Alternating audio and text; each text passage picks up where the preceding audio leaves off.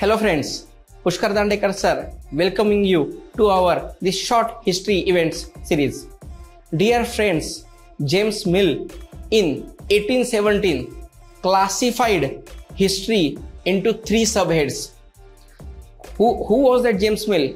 He just tried to write history of India with regards to Britishers.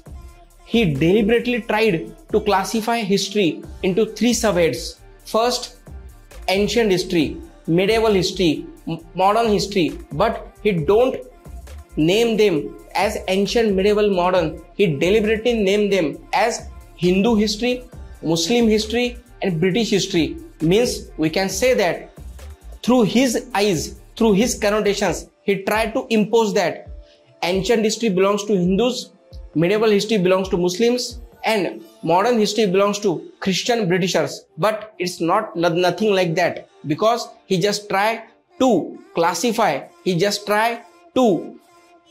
our Indian society through the religion spectrum, and this is false connotation. Thank you.